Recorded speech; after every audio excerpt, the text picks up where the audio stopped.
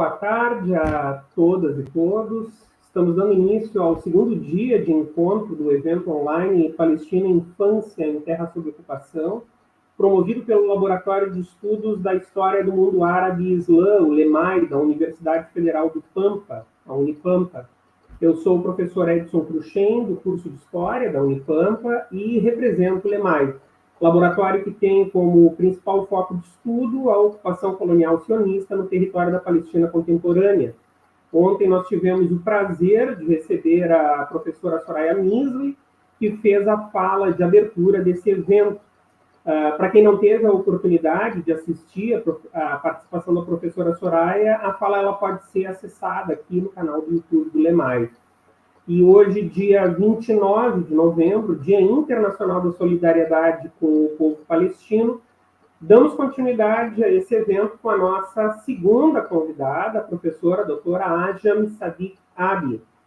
Antes de passar a apresentação da convidada, eu lembro que as perguntas elas podem ser feitas a qualquer momento durante a palestra no chat do YouTube e que o formulário de presença vai ser disponibilizado durante a rodada de perguntas. Bom, a professora Ajam Sadiq Abi é doutora em Psicologia Social pela USP e diretora da Secretaria de Mulheres da FEPAL, Federação Árabe Palestina do Brasil.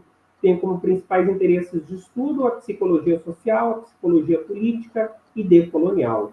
E agora apresenta a fala Palestina, Genocídio e Epistemicídio, a matança nos corpos e nas palavras. Abi, Ajam, uma satisfação poder te receber aqui no LEMAI. Agradeço muito a tua participação. Infelizmente, no ano passado, no evento sobre a resistência feminina palestina, nós não pudemos contar com a tua presença, mas que bom que dessa vez deu tudo certo e nós vamos ter a satisfação de ouvir a tua fala e poder conversar um pouco contigo. Eu te passo a palavra. Olá, muito obrigada, professor Edson. Obrigada também a todas e todos que estão aí nos ouvindo.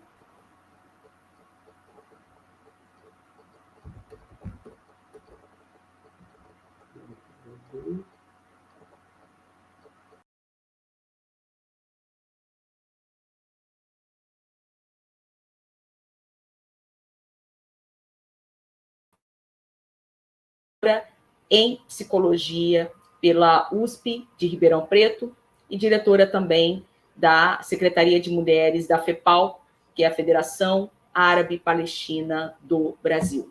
Bom, a gente vai falar um pouco, né? Eu vou introduzir minimamente a história palestina, o contexto histórico palestino, histórico e geopolítico, tá? Só para a gente contextualizar. E depois eu vou falar um pouco sobre os genocídios e também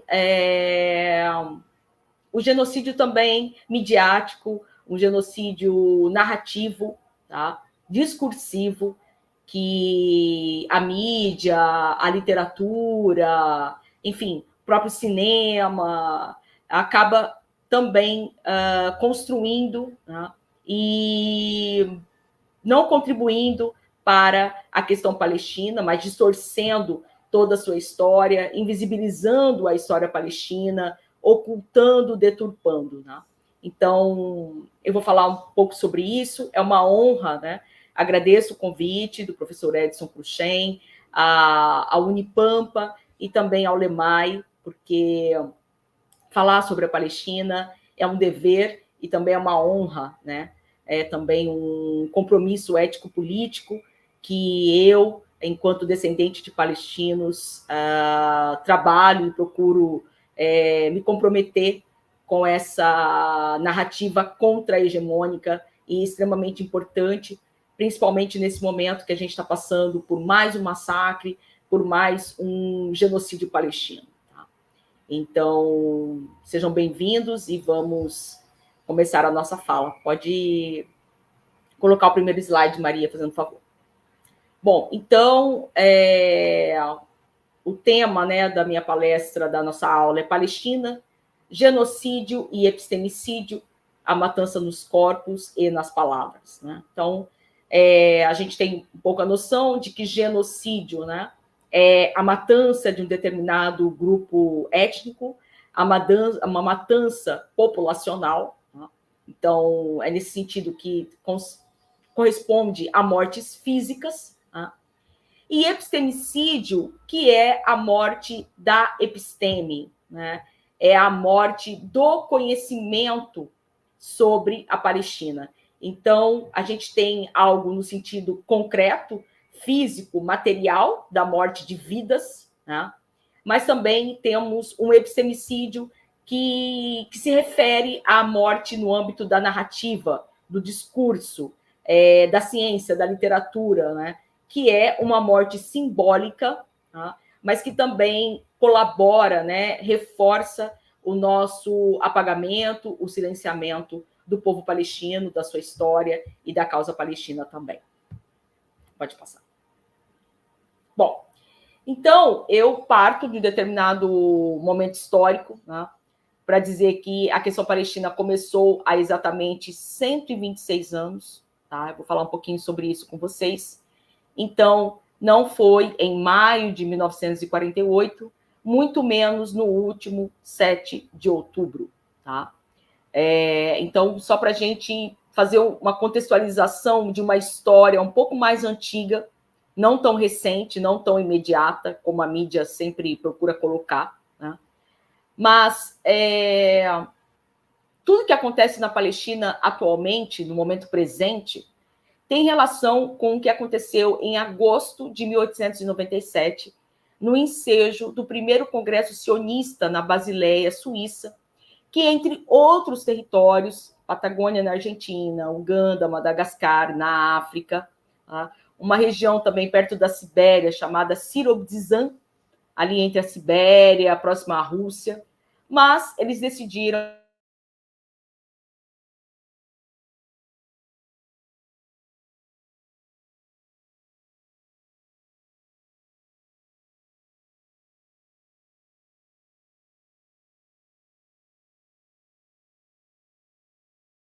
esse congresso, decidiram pela Palestina, tá?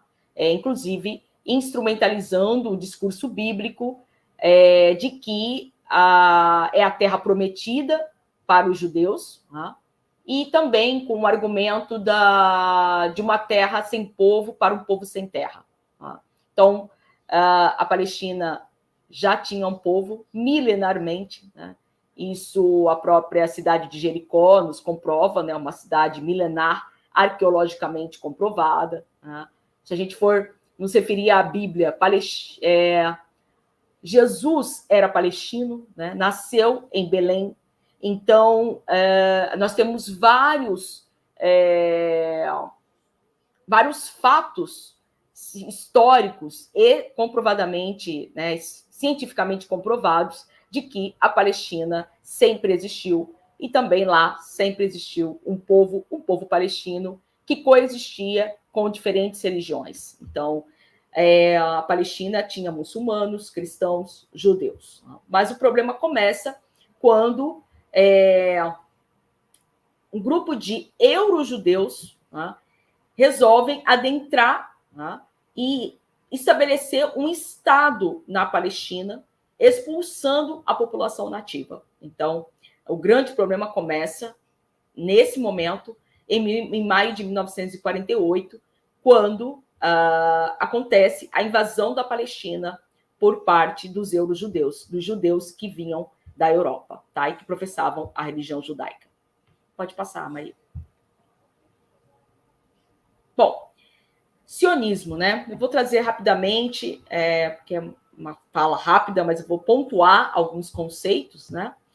Em termos gerais, o sionismo é um movimento político, né? É um movimento racista também e ultranacionalista de eurojudeus, né? Ou seja, de pessoas originariamente europeias e que professam a religião judaica e que reivindicam um Estado exclusivamente judeu na Palestina.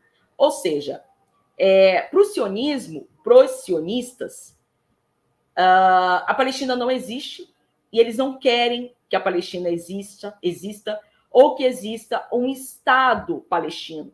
Tá? A ideia mesmo é a eliminação da Palestina e a eliminação de seu povo. É o que a gente está vivenciando agora no atual massacre que a faixa de Gaza está vivendo, o que pode ser mais um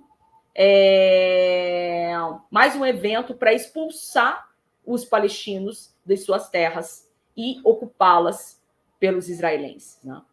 Então, bom, o meu trabalho aqui e a minha posição, né?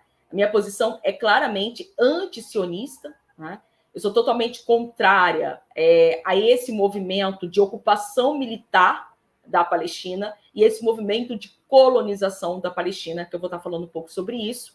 Né? Não se trata de antissemitismo ou ser anti-judeus, porque semitas nós somos, né? Os árabes, os palestinos são semitas. Tá? Então, esse também é um outro termo bastante equivocado, né? Mas não se trata de uma judeofobia ou uma aversão a judeus. A gente tem um posicionamento contrário à ocupação militar da Palestina promovida pelo sionismo. Pode passar, Maria. Bom, então, a resolução 181, que foi promulgada pela ONU em novembro de 1947, deliberou no papel, mas não na prática, 42,9% do território para a Palestina. Ou seja, a gente ficou com menos de 45% do território, tá? Para uma população de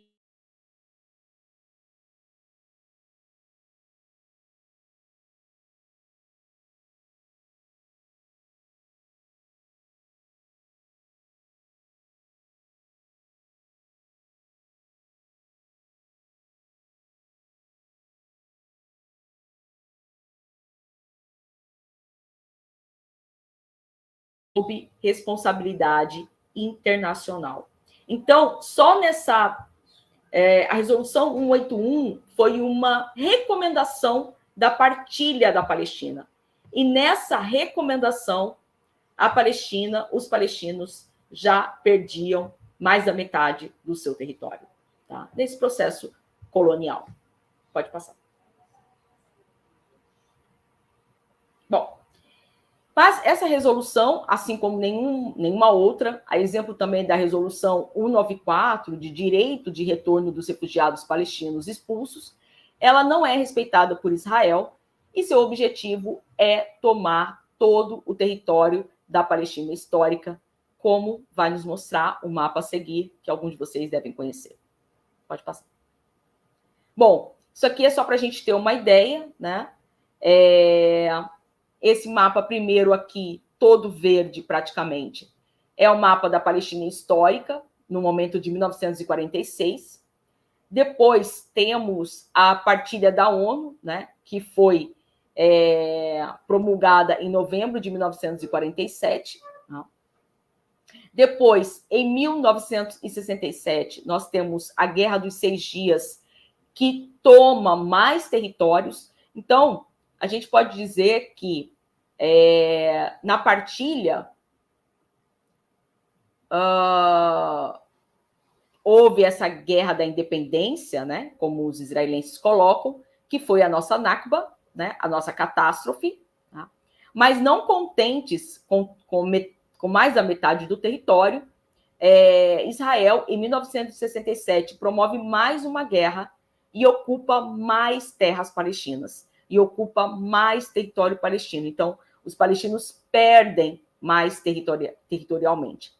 E depois, aqui, em 2010, mais ou menos, o que a gente vê, essa parte aqui mais à esquerda é a faixa de Gaza, tá?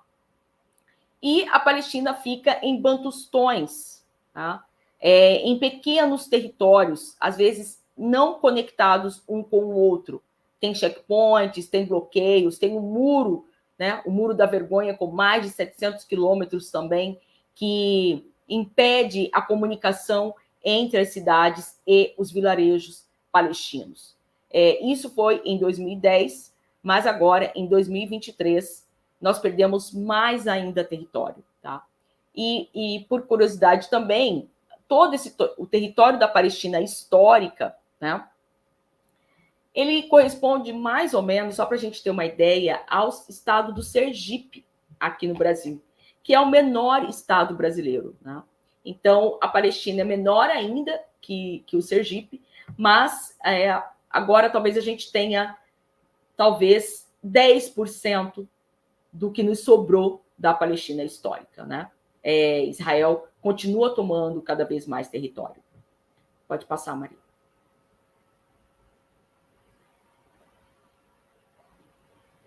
Então, eu trago esse aqui para a gente também fazer uma metáfora, uma comparação de como seria se fosse o Brasil, né?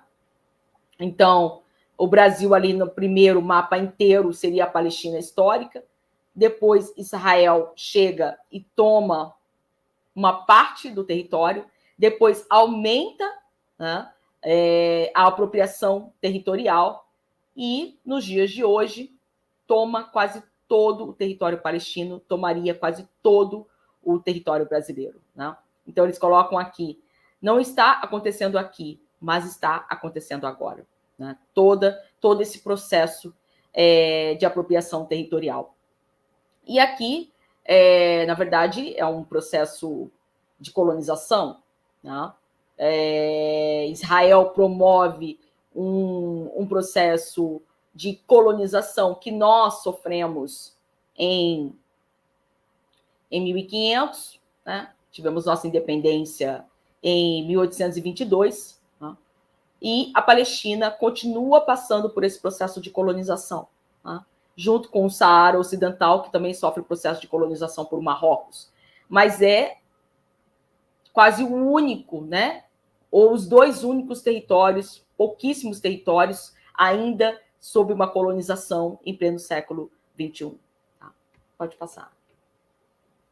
Bom, e aqui, outro ponto particular, né, da qual eu parto, é que a questão palestina não se trata de um conflito ou de uma guerra. Tá? Agora a gente está colocando aí guerra Israel-Hamas, né? Bom, há dois problemas aí, né? Essa ideia de guerra, ela distorce a realidade porque parece que existe forças proporcionais em campo, tá? E não dá para comparar. Não dá para comparar o mais poderoso exército do mundo, que é o exército de Israel, não é o maior, mas é o mais poderoso. Tá? Investem bilhões de dólares todo ano, tá? Para todo o processo de indústria bélica, armamentista, né? Todo investimento nas Forças Armadas, mísseis, aviões, helicópteros. Né? Enquanto a Palestina não tem Forças Armadas, né? A Palestina não é um Estado, não foi permitido a Palestina ser um Estado, nós não temos Forças Armadas. Tá? Temos um partido político paramilitar, né? E armado, que é o Hamas, tá? E que venceu as eleições em 2006, tá? E que tem foguetes caseiros que não se comparam com os mísseis de milhões de dólares de Israel. Tá? Foguetes caseiros construídos, fabricados em túneis, ou seja, de forma subterrânea. Tá? Então, essa ideia conflito, guerra, não é. Tá? Conflito Palestina-Israel, guerra Israel-Hamas, também, que é uma outra forma, falando um pouco da narrativa agora, que é uma outra forma também de apagar a Palestina. A situação, se a gente for ainda colocar como guerra, é guerra de Israel contra a Palestina. Tá? Isso é mais uma forma também de reduzir a luta palestina ao Hamas, que é um grupo de resistência. Tá? Então, a gente precisa também estar consciente disso. E eu sempre falo, o Holocausto não foi um conflito, o Apartheid na África do Sul não foi um conflito, o sionismo na Palestina não se trata de um conflito. É uma relação de um grupo opressor contra um grupo oprimido. Existe uma discrepância muito grande aí entre os dois grupos em tensão. Tá? Então, a gente precisa trabalhar esses conceitos, essas palavras, evitar usá-las até mesmo, né? Porque é uma falácia, tá? É um engano isso. Tá? Não é guerra.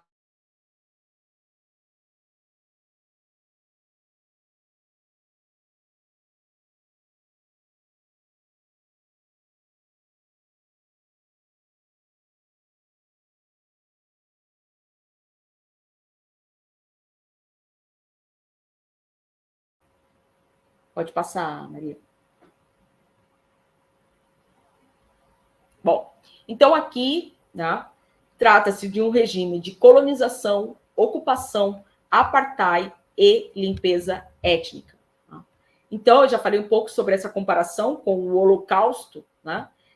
Nós também vivemos esse Holocausto palestino há mais de 75 anos e também somos 6 milhões. Tá?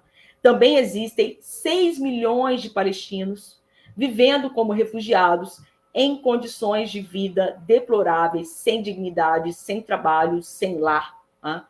Com consequências políticas e consequências psíquicas. Eu vou falar sobre isso amanhã também, das consequências psicológicas para os refugiados palestinos. Tá? Então, nós também vivemos esse holocausto palestino. Tá? E não foi um holocausto que durou 5 anos, tá? Durante a vigência de um sistema nazista. Né? A gente vive isso há mais de 7 décadas. A gente precisa saber e precisa reforçar também essa narrativa, tá? Que corresponde à realidade palestina. Pode passar, Maria. Bom, então, o regime de colonização é um processo de dominação política, territorial, bélica, militar e administrativa da Palestina histórica e de seu povo. Tá? Uma dominação que infringe os direitos humanos, a Convenção de Genebra e o seu direito humanitário internacional. Então, o que a Palestina vive é um dos mais estruturados regimes coloniais. Tá? Por isso também que a luta palestina se configura como uma luta anticolonial, que o professor Edson comentou no início aqui da apresentação da nossa live, da nossa aula, né? Falando dessa luta anticolonial a qual a Palestina e o povo palestino se dedica, tá? Durante esse tempo todo de processo colonial. Tá? Pode passar. Bom, aqui, eu não sei se, só para a gente ter um exemplo, né, desse processo de colonização, mas também como uma forma de nos exterminar, de nos eliminar etnicamente. Né? Essa imagem, não sei se as pessoas viram, porque nós palestinos recebemos imagens de atrocidades todos os dias contra o nosso povo pelo WhatsApp. Tá? É difícil, é muito trabalho para a gente conseguir viralizar isso, né? Eu faço meu trabalho nas redes sociais, no Facebook, sobretudo, né? Mas isso aqui, os sionistas, eles estavam jogando cimento numa nascente de água palestina. Então, isso é para nos matar, é para acabar com a água, é para impedir a nossa sobrevivência.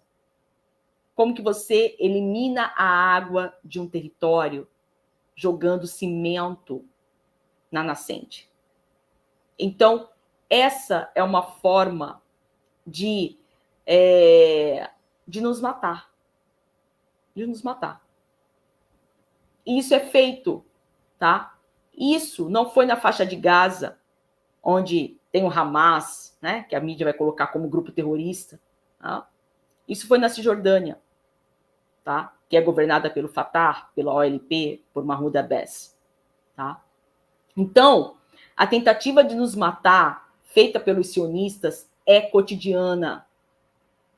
É cotidiana, é diária e todos os anos.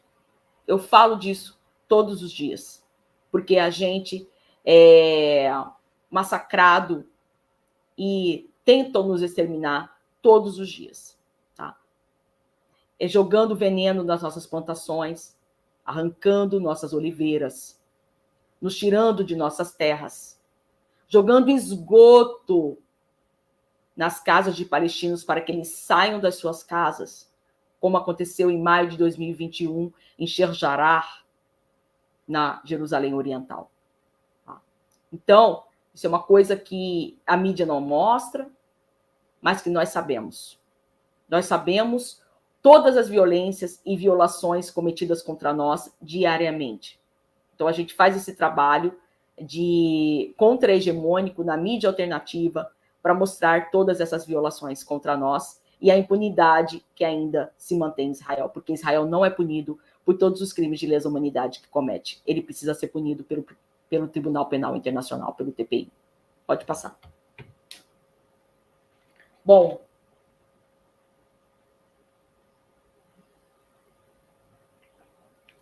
essa foto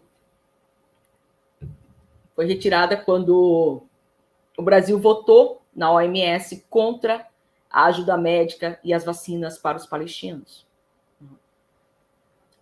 Então, eu me pergunto, né, o que essa garotinha palestina tinha culpa? Por que, né, esse veto contra a nossa saúde, contra a ajuda médica, contra a ajuda humanitária, contra as vacinas? Né? Por que fazem isso ainda com o povo palestino? Isso foi no governo de Bolsonaro, né, que apoia Israel, que queria passar a embaixada do Brasil de Tel Aviv para Jerusalém, colocando Jerusalém como capital, né, de Tel Aviv, sendo que Jerusalém, a princípio, deveria ser capital da Palestina, né, mas mesmo assim ainda está sob responsabilidade internacional. Tá? Mas é isso. Tá? Isso foi alguns anos atrás. Então, palestinos também morreram pela ausência dessa ajuda médica impedida de chegar até os palestinos. E não havia nenhuma situação de conflito, ou de tensão, ou de suposto contra-ataque do Hamas. E mesmo assim, essa ajuda médica nos foi vetada. Então, como é isso, né? Por que se permite a morte dos palestinos? Por quê? Por que permite a morte de uma criança como essa? É isso, pode passar, Mãe. Bom, voltando aqui, o regime de apartheid, que também é um regime pela qual passa e sobrevive, né, e enfrenta a Palestina. Conforme o direito internacional, o regime de apartheid consiste em um crime contra a humanidade, no caso específico de Israel, em todo o território palestino, do Rio Jordão ao Mar Mediterrâneo. Seus sistemas políticos e jurídicos são todos voltados para garantir a supremacia e dominação étnica religiosa judaica. Os palestinos são cidadãos de segunda classe ou mesmo sub-humanos. Não têm os mesmos direitos, não podem frequentar os mesmos lugares e também não podem andar nas mesmas estradas. Então, há estradas construídas por Israel que apenas israelenses podem passar por elas. Tá? Os palestinos têm que ir por atalhos, por outras estradas, o que dificulta todo o trajeto, né? São estradas mais longas que distanciam, né, os destinos. Então, a gente não pode caminhar ou passar, né, andar pelas mesmas estradas, né? E mesmo os palestinos que ficaram no território israelense, né, eles também são tratados como cidadãos de segunda classe, né? Eles não têm os mesmos direitos a voto, por exemplo, né? Enfim, os mesmos direitos a morar da mesma forma que os israelenses, né? Então, é sim um regime de apartheid, né? Um regime de discriminação racial, étnica e com todas as violações e violências que o regime de apartheid promove. Pode passar. E a limpeza étnica, por sua vez, trata-se também da expulsão e eliminação física de uma determinada população no território específico, com o objetivo de torná-la etnicamente homogênea por outro grupo. Então, mais uma vez, Israel está fazendo uma limpeza étnica contra os palestinos. Né? Então, essa limpeza étnica é um projeto, tá? Isso que está acontecendo faz parte, né, do plano sionista de eliminar o povo palestino, isso que está acontecendo nesse momento com a faixa de Gaza. Né? E então, como eu já falei um pouco, né, dessa frase, uma terra sem povo para um povo sem terra, que traz uma mentira: a Palestina não era e nunca foi uma terra sem povo. Né? Então, é preciso a gente desconstruir essa narrativa, né? Porque ela ainda está bastante impregnada, hegemonicamente impregnada. Né? Então, essas frases, esses slogans, né? Essas frases dogmáticas de Israel, que muitos acreditam, né? Que também foi utilizada aqui no Brasil para a colonização da Amazônia, né? Para o desmatamento da Amazônia, eles também falam isso, né? Uma terra sem homem para um homem sem terra, tá? Que também justifica todo o desmatamento da Amazônia, a exploração da Amazônia, e essa frase também é utilizada para os processos de exploração aqui no Brasil. Pode passar.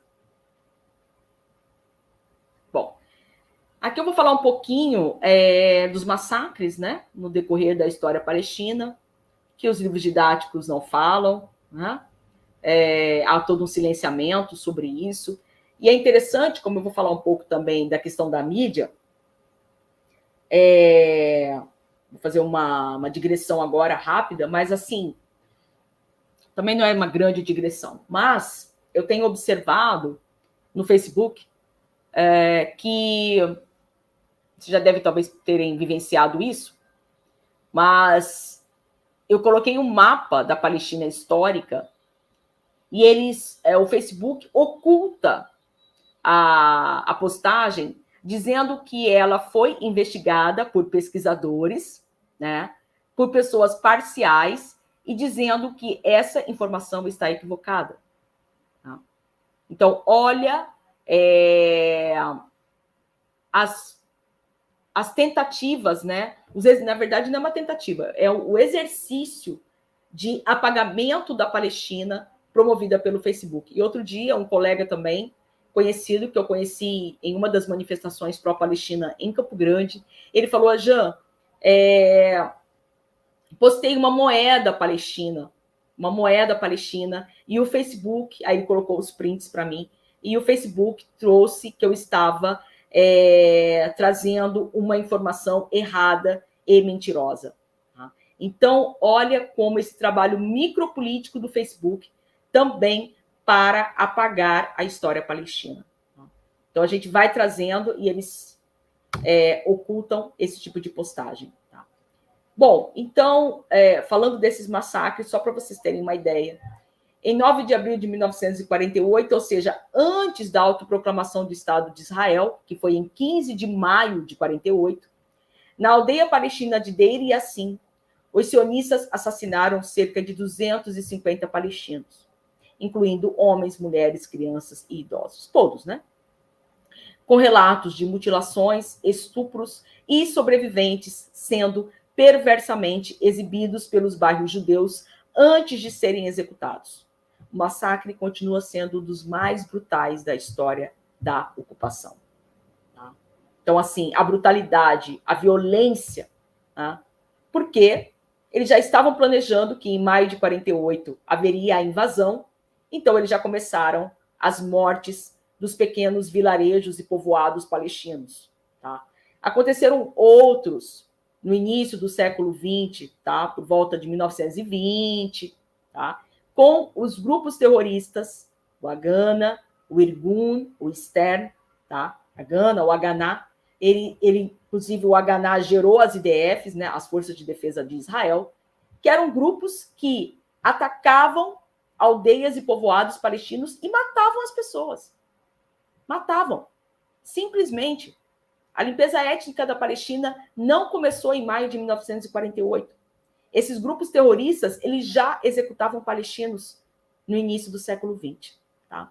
Se vocês forem fazer uma pesquisa, Irgun, Ster e Agana, tá? Com H, vocês podem pesquisar, tá? Uma perspectiva, claro, anticolonial, e vocês vão saber um pouco sobre esses massacres que esses grupos terroristas faziam na Palestina, promovido por judeus. Tá? Pode passar. Essa é uma imagem, tá? Porque existem fotos sobre isso. Se vocês colocarem o massacre de Deir Yassin na internet, são várias fotos muito fortes, né? Que não deixam de ser muito diferentes das fotos que a gente está vendo atualmente, né? As fotos, talvez de hoje, são até piores, né? Porque as pessoas estão mortas sob escombros. Tá? Essa aqui, as pessoas foram assassinadas a sangue frio, tá? Com tiros, com facões, tá? E, enfim, as pessoas não tinham mesmo como escapar de toda essa atrocidade. Né? Pode passar.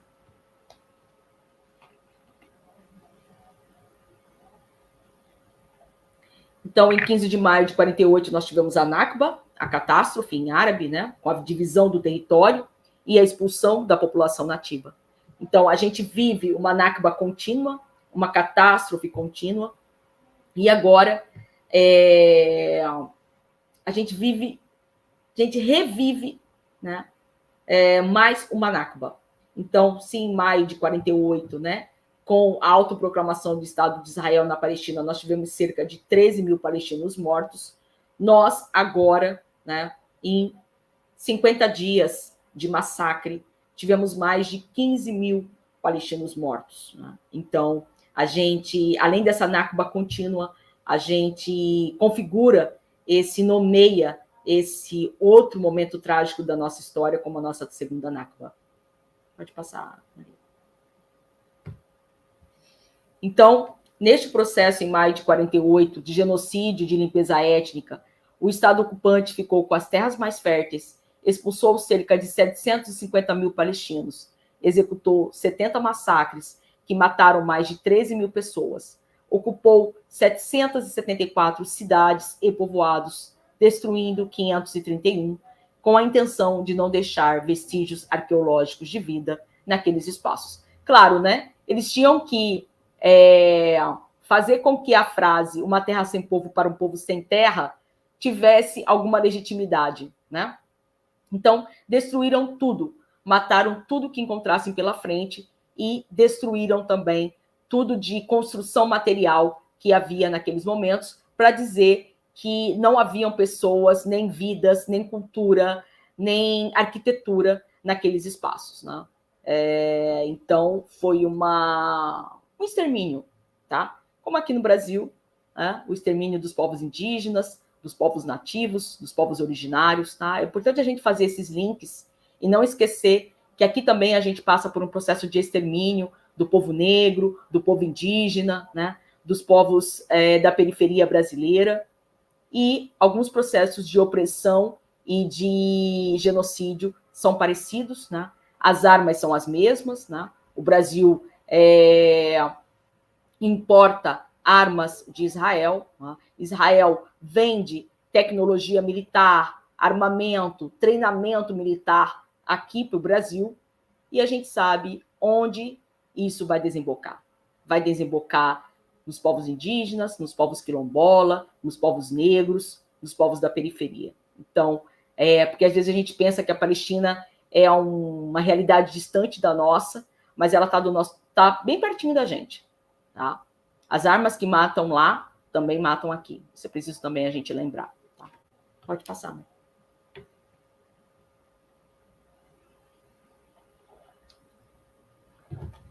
Então, em 2014, tivemos o massacre na faixa de Gaza, né, com cerca de 2.200 civis mortos, 11 mil feridos e 100 mil deslocados.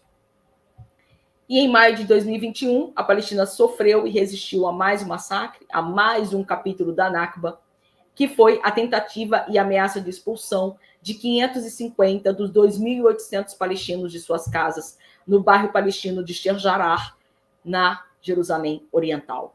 Então, assim, a nossa história Gente, a nossa história é permeada de massacres. É permeada. Entende? Eu fiz um artigo sobre a Palestina, um capítulo de um livro. É sério, assim. Se eu estivesse escrevendo com caneta, eu dizia que minha caneta só faltava sangrar, assim. Porque só tem sangue na nossa história. É muito sangue, cara. Entende? E a gente tem fotos de como era a Palestina antes de Israel, antes da colonização. A Palestina era linda, né? Tinha fábricas, escolas, teares, aeroportos, portos, entende? A cultura, a arquitetura, tinha cinema, tudo isso foi destruído. Né? Eram dos territórios palestinos ainda sob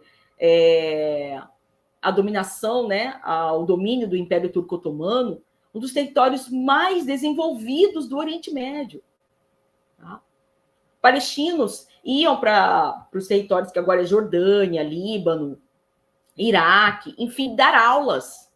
Os palestinos iam dar aulas nesses países, né, que até então não eram países. Tá? Então, assim, é de uma riqueza que foi totalmente exterminada. Né? Ensanguentada. A gente fala aqui, né, porque parecem números, né, fica uma coisa meio fria, um cálculo, né, mas assim, são vidas, né? São projetos mutilados, né? São famílias destruídas.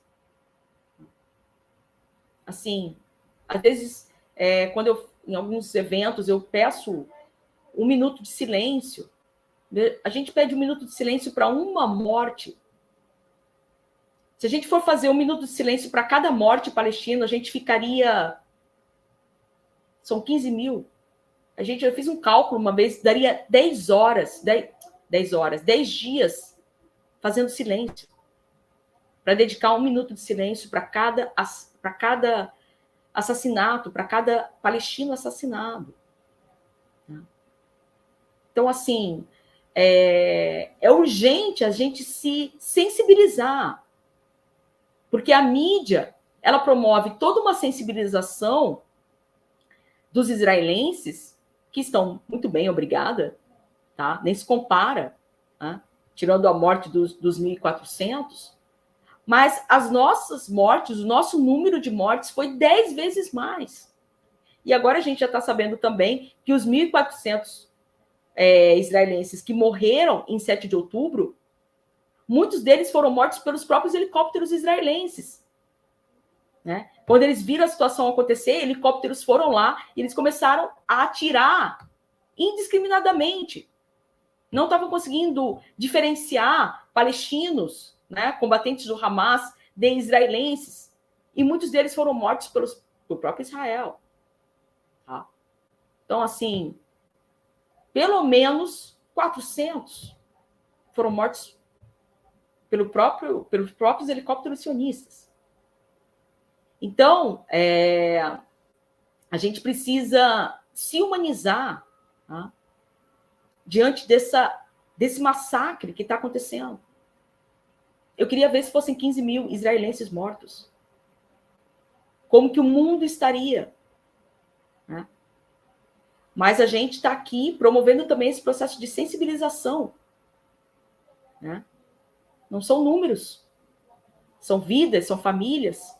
Tá? Como aquele garoto... Essa é uma das cenas que mais me tocam. Vou trazer aqui para vocês rapidamente.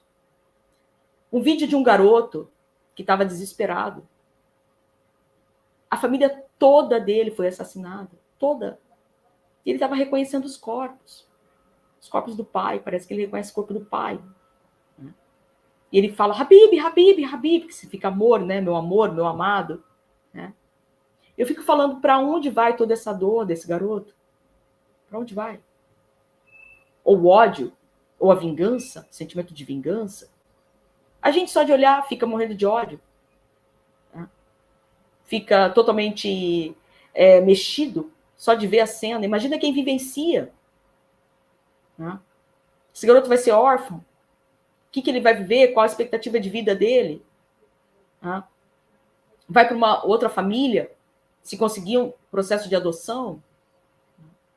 Então, assim, para onde vai toda essa dor? Vai virar uma depressão, uma ansiedade, um suicídio?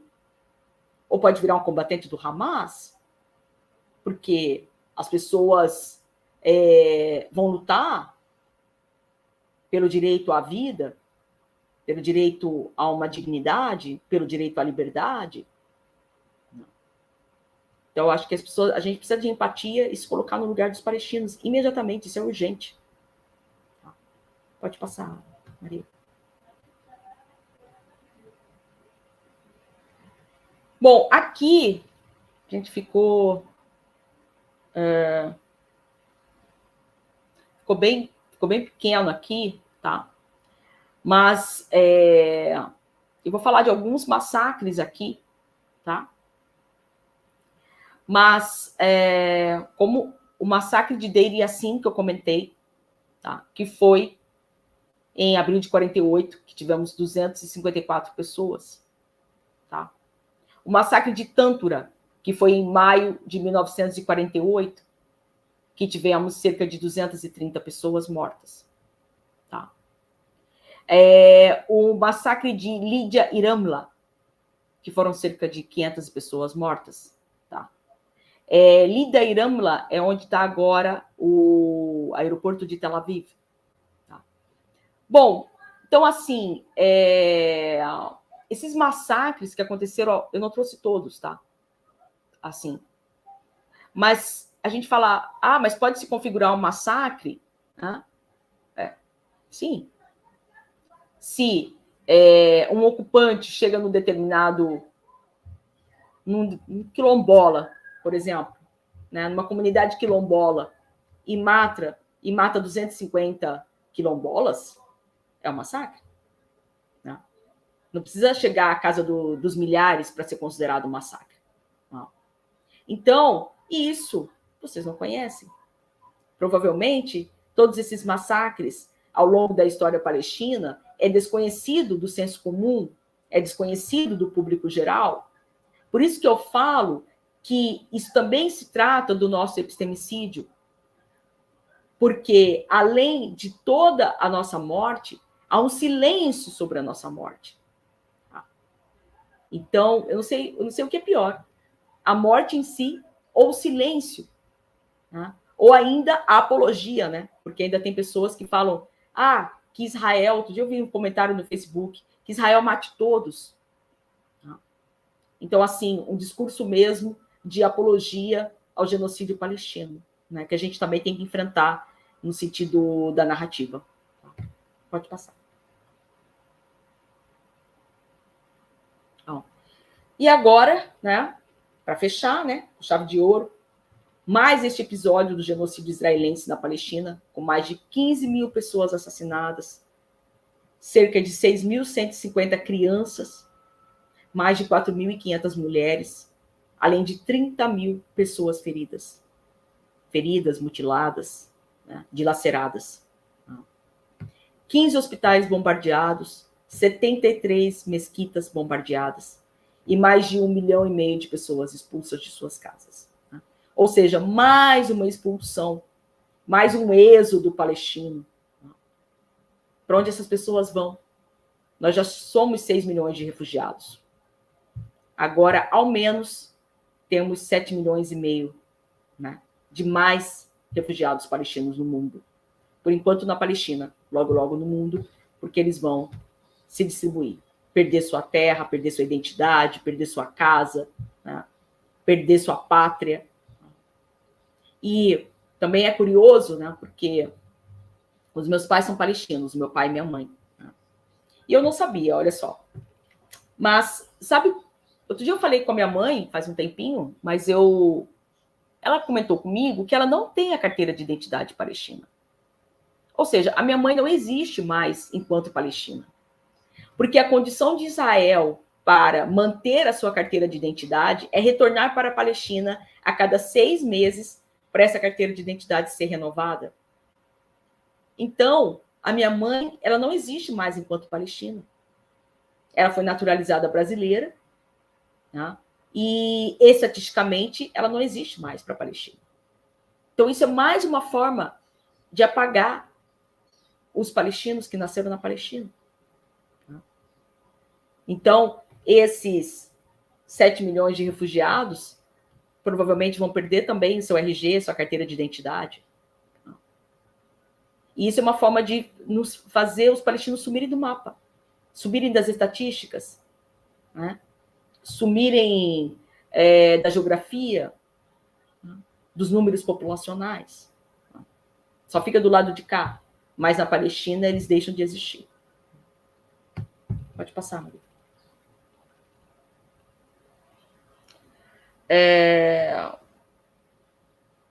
Bom, aqui eu falei, né, sobre essa questão de invisibilizar a nossa dor, o nosso sofrimento e o luto do povo palestino, né? Porque a vida palestina vale menos, né? Porque somos menos humanos que os israelenses, né? Para os israelenses, para os sionistas, né, a nossa vida não vale da mesma forma. Tá? A gente é um animal, né? A Carla Zambelli, aqui no Brasil, nos comparou a animais, né? Comparou os palestinos a ratos, né? Então, são animais que podem ser eliminados, exterminados, né?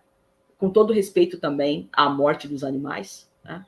Mas nos colocar de uma forma, numa classificação subhumana.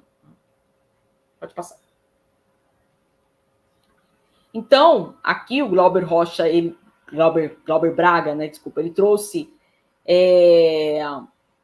a desumanização dos palestinos, né, que eu coloco que é um projeto, né, e aí ele coloca, né, sobre essa última matéria do Fantástico, né, que a matéria do Fantástico é uma vergonha para o jornalismo. Propaganda sionista para desumanizar palestinos e legitimar o genocídio praticado por Israel. Pela matéria, os libertados palestinos não têm cara e Israel não tem responsabilidade pelas milhares de crianças mortas. Revoltante. Então é isso, né? A mídia hegemônica, né? A Globo, a SBT, Record, Jovem Pan, né? Sempre com um discurso pró-Israel, né? E os palestinos ainda tidos como os algozes, como os terroristas, né? Como os violentos ou como aqueles que provocaram a violência, né? Desconsiderando que, na verdade, nós somos violentados diariamente, cotidianamente, né? Há 75 anos. Né? Então, isso não se fala, né? É um foco no momento presente. Né? Pode passar.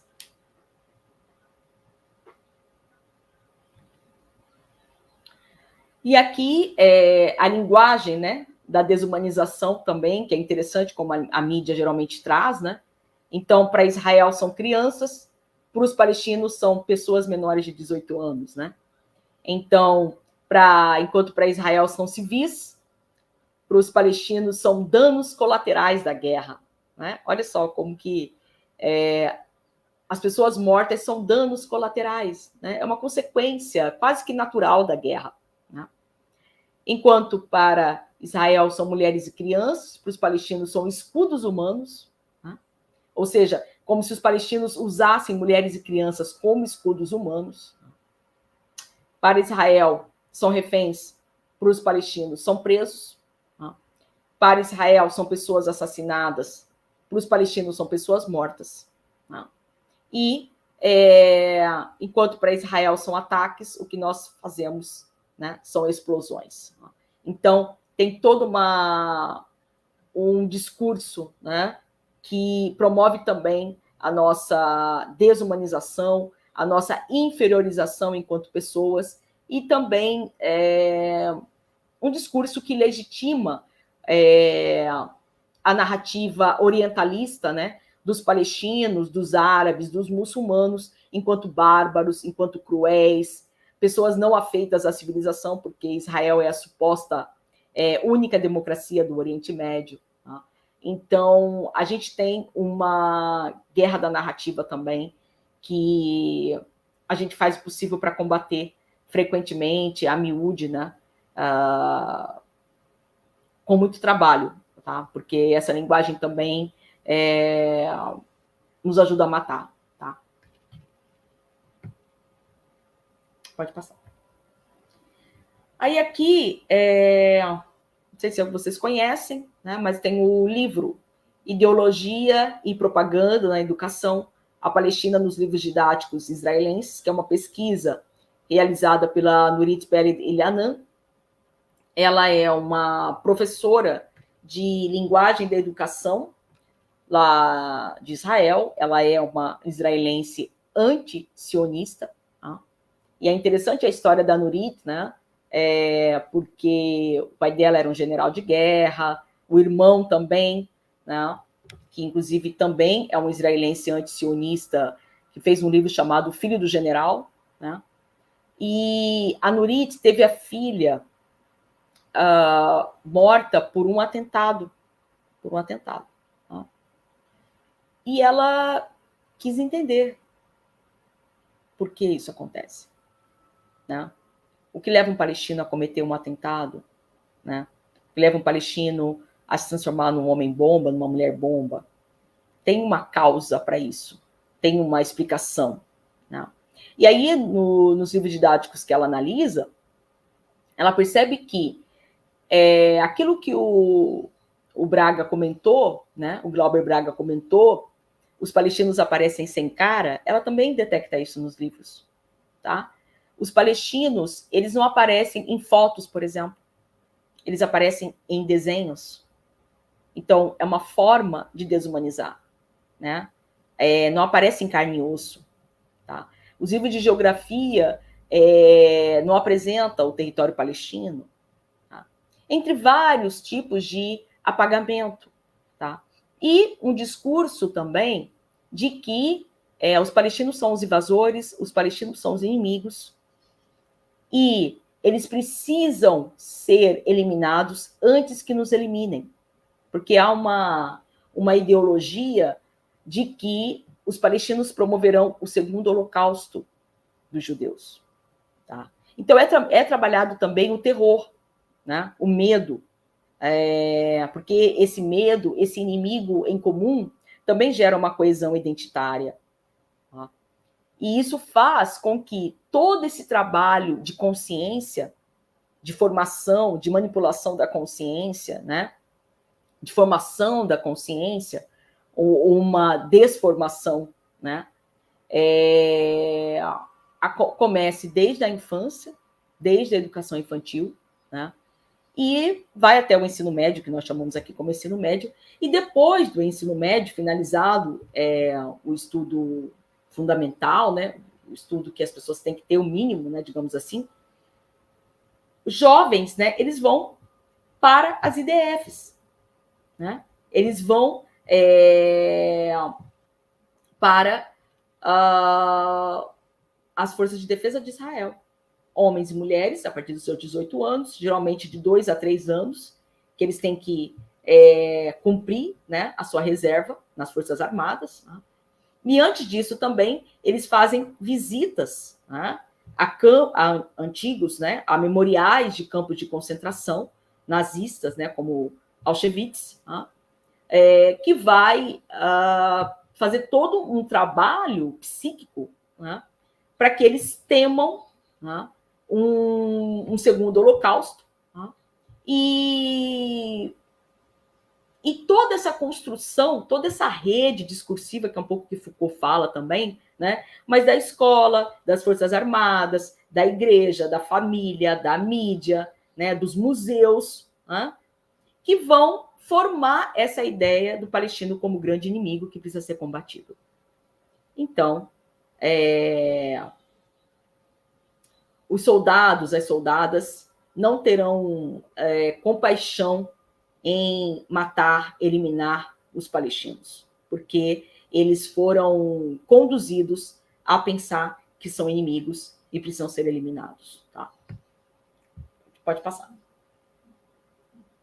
Bom, e aí, gente, só um pouquinho, eu já está finalizando, mas aí também eu fiz a minha tese, né, ela se chama Os discursos sobre árabes e muçulmanos nos livros didáticos de história da Rede Adventista da Educação, por uma decolonialidade didática, e eu também faço uma análise de como os palestinos são abordados no livro didático. Tá?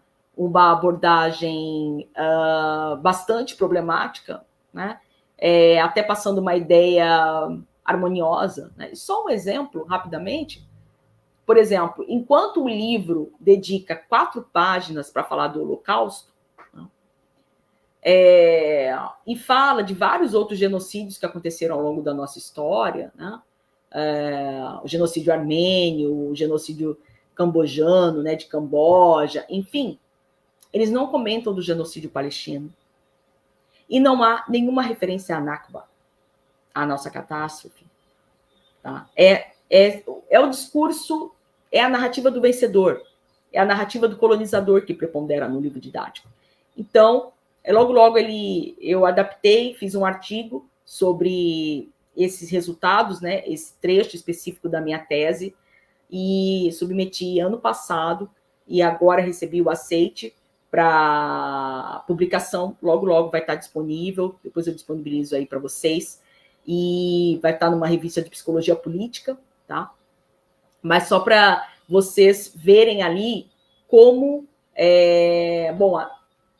tinha 2 páginas e meia, mais ou menos, falando dessa questão Israel-Palestina, e aí eu escrevo 25 páginas para contrapor aquela narrativa bastante, olha, gente, bastante malandra, viu? Bastante mentirosa, falaciosa, tá? Enganadora da história,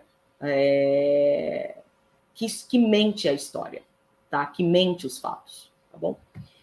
Bom, e aqui, eu gosto muito desse texto do Eduardo Galeano, trouxe 2 parágrafos aqui. Esse texto é de 2012, vocês encontram ele facilmente nas redes sociais, mas ele coloca, o título é Pouca Palestina Resta, Israel está apagando-a do mapa. Bom, e aí eu trago um pouquinho só para você ver como que é atual. Faz 11 anos atrás que ele escreveu esse texto, né? Esse texto curto, mas muito atual. Ele traz: o exército israelense, o mais moderno e sofisticado do mundo, sabe quem mata. Não mata por erro, mata para causar horror. As vítimas civis chamam de danos colaterais, segundo o dicionário de outras guerras imperiais. Em Gaza, de cada 10 danos colaterais, 3 são crianças.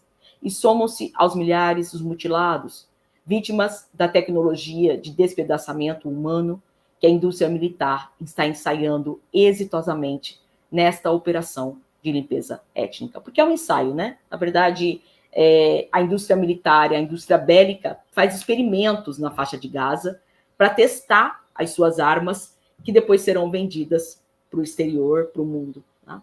Pode passar. Bom, e como sempre o mesmo em Gaza, 100 a 1. Para cada 100 palestinos mortos, 1 israelense. Gente perigosa, adverte o outro bombardeio, a cargo dos meios de manipulação de massa, que nos convidam a crer que uma vida israelense vale tanto como 100 vidas palestinas.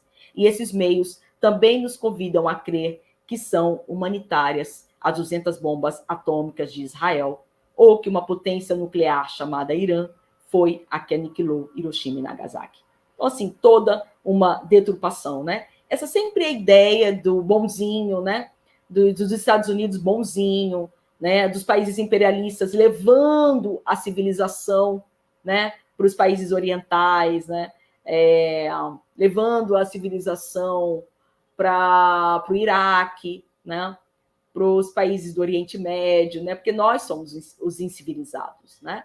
Então, é sempre com as melhores intenções que eles nos massacram, que eles nos bombardeiam, que eles jogam bombas sobre nós. É isso. Pode passar.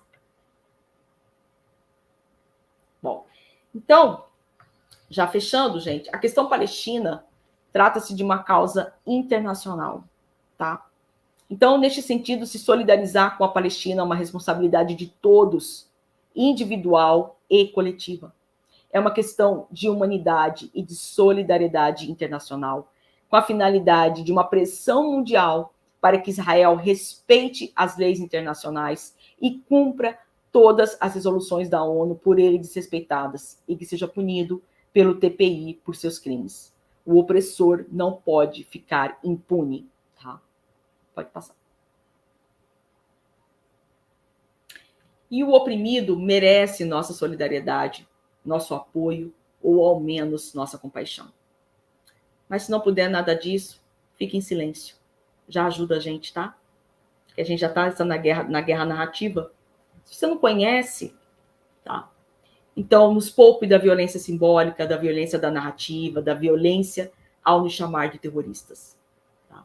Portanto, seguiremos na luta pelo fim dos genocídios, pela garantia dos direitos humanos e pelo estabelecimento de um Estado palestino soberano e autodeterminado. Porque mais do que um cessar-fogo, é preciso cessar a colonização e todo o regime de opressão que acomete os palestinos há mais de 65 anos. Tá? A gente não precisa só de um cessar-fogo imediato. A gente precisa um cessar da colonização, um cessar do apartheid, um cessar do nosso extermínio. Tá? Porque cessa o fogo agora, tem uma trégua e depois? Mais bombardeios, mais palestinos assassinados, mais hospitais bombardeados, mais escolas bombardeadas, mais abrigos da ONU bombardeados. Então, eu peço, né, um apoio, porque isso é uma questão de humanidade, tá? Enxergar os palestinos como seres humanos, tá? E nos apoiar no nosso direito à vida, à dignidade e à liberdade. Tá? E aí eu quero fechar com um poema, acho que é isso. Bom, e aqui esse poema, Confissão de um Terrorista, do Mahmoud Darwish, tá? Um grande poeta, um dos maiores poetas palestinos, poeta político, poeta da resistência. Então ele coloca: ocuparam minha pátria, expulsaram meu povo, anularam minha identidade e me chamaram de terrorista. Confiscaram minha propriedade, arrancaram meu pomar, demoliram minha casa e me chamaram de terrorista. Pode passar. Legislaram leis fascistas, praticaram odiada apartheid, destruíram, dividiram, humilharam e me chamaram de terrorista. Assassinaram minhas alegrias, sequestraram minhas esperanças, algemaram meus sonhos. Quando recusei todas as barbáries, eles mataram um terrorista. Então, esse poema é para tentar desconstruir essa ideia de que aquele que resiste a todas as barbáries é chamado de terrorista, né? Como aconteceu com Mandela, como aconteceu com Gandhi, como aconteceu com vários lutadores pela liberdade, e que também receberam esse estereótipo, né? Essa violência de serem chamados de terroristas. Então é isso. Agradeço mais uma vez a oportunidade. Obrigada por vocês aí que estão nos ouvindo. E Palestina Livre. Shukran. Jane, fantástico, muito interessante, muito obrigado pela tua fala.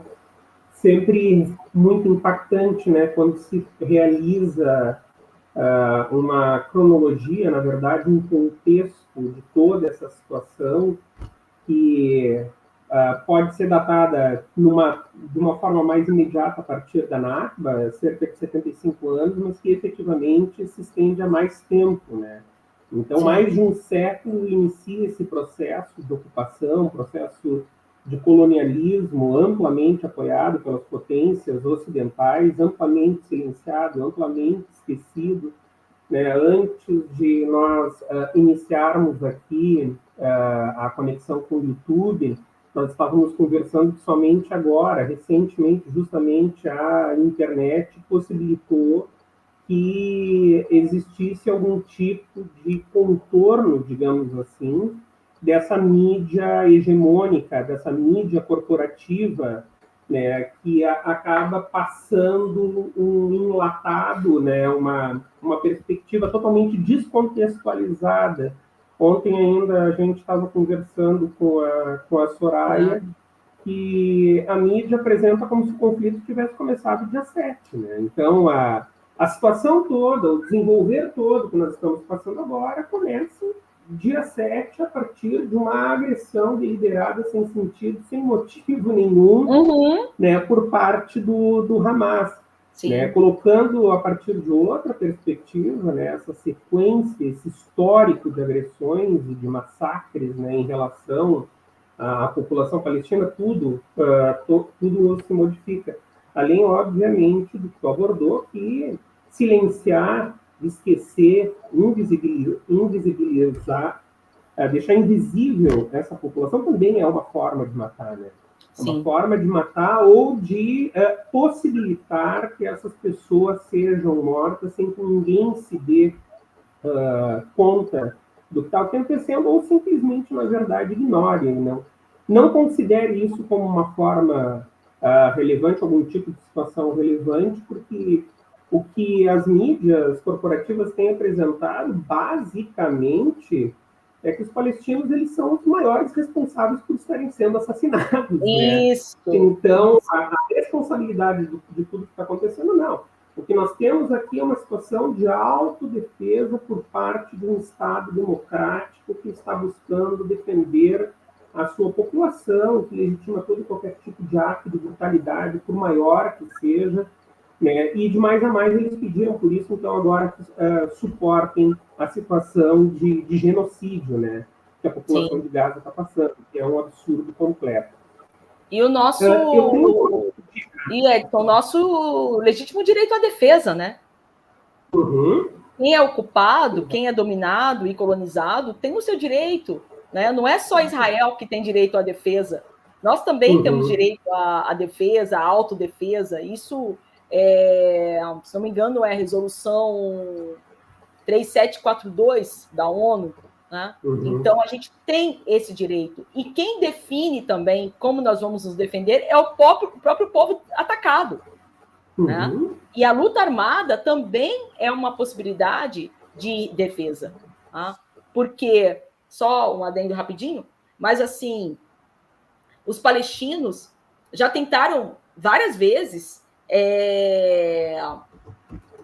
tentativas pacíficas, né? Mas elas não avançam. Os acordos de Oslo, em 1993, quando Yasser Arafat abandona a luta armada, né, só fez avançarem mais na apropriação de nossas terras. Né? O BDS, que é um movimento de boicote, desinvestimento e sanção a Israel, que é um movimento de cunho simbólico, cultural, político, econômico, mas não é de violência, mesmo da violência política, né? Também é criminalizado na Europa, é criminalizado nos Estados Unidos. Então, as nossas tentativas tentativas pacíficas diante desse processo não estão nos resolvendo, não estão nos ajudando. Tá? Acho que as pessoas precisam saber disso também. Tá? Então, e aí quando a gente faz uma contraofensiva, né? Porque as pessoas também tendem a moralizar a violência, né? Mas e a violência do terrorismo de Estado israelense? Ninguém fala, cara. Ninguém fala. Então, essa forma, né, de... Por que atacou hospitais? Por que atacou escolas? Porque, na verdade, para os israelenses, para os sionistas, todos os palestinos são terroristas. E logo todos nós podemos morrer. As crianças são potenciais terroristas. As mulheres grávidas, elas vão gerar futuros terroristas. Os jovens são futuros terroristas. Então, a ideia é eliminar mesmo. Entende? Então, esse estereótipo do terrorista é muito caro para a gente, porque acaba legitimando a nossa morte. Né? E aí as pessoas estão questionando por que bombardeou, por que matou recém-nascidos, por que crianças, bebês em incubadoras morreram.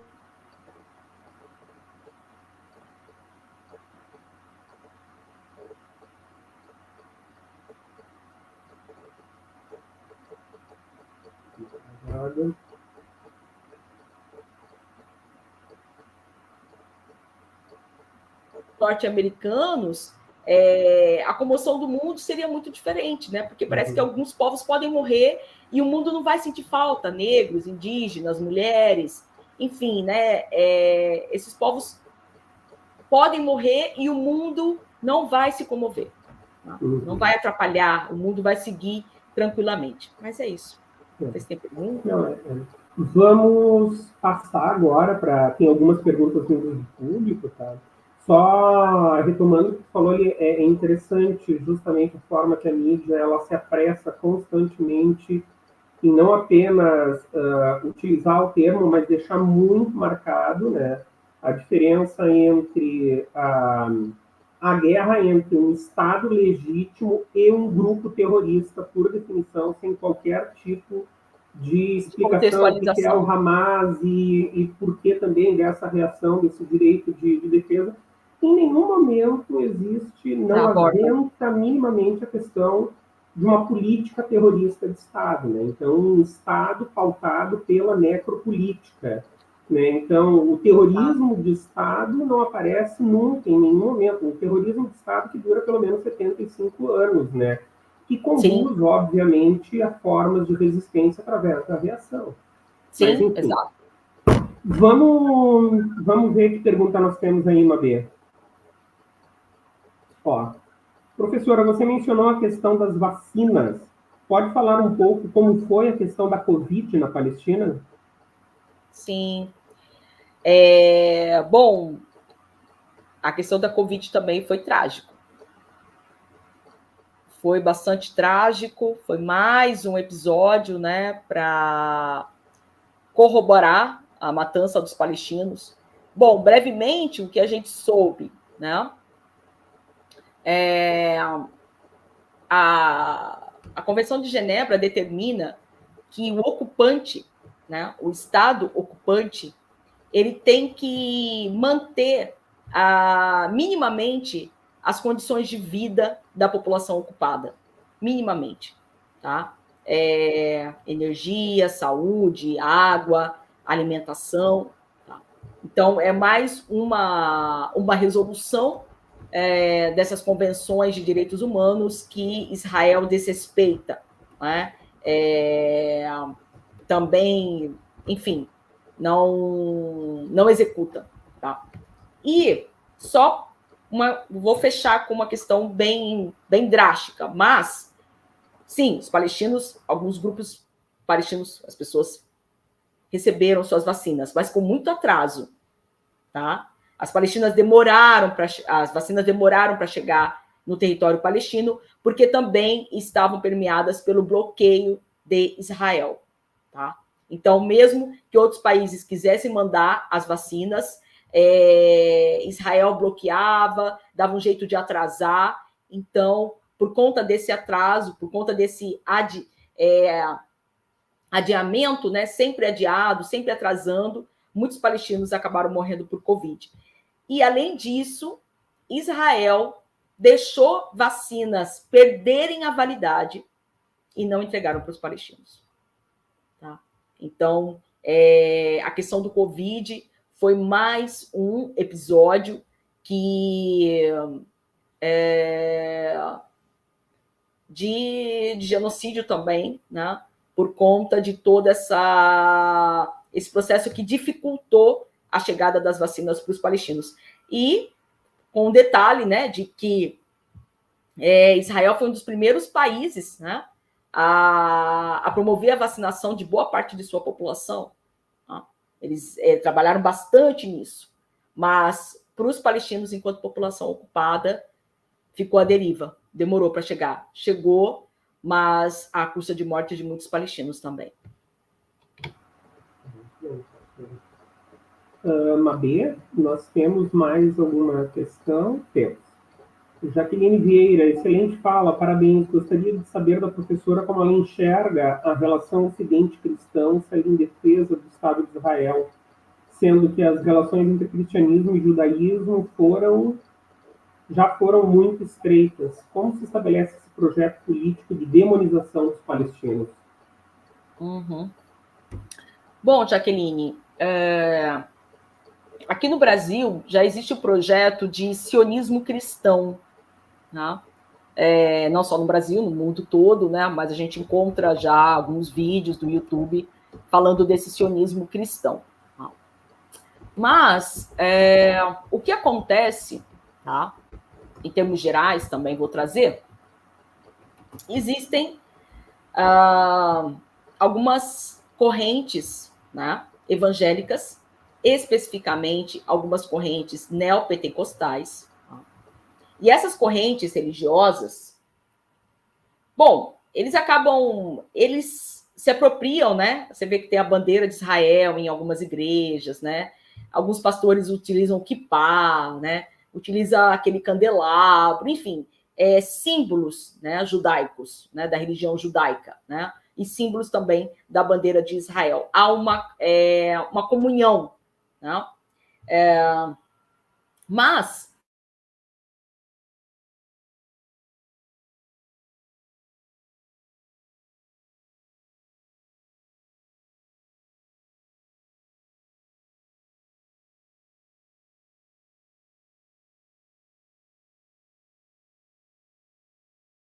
que colocam como o povo escolhido, tá?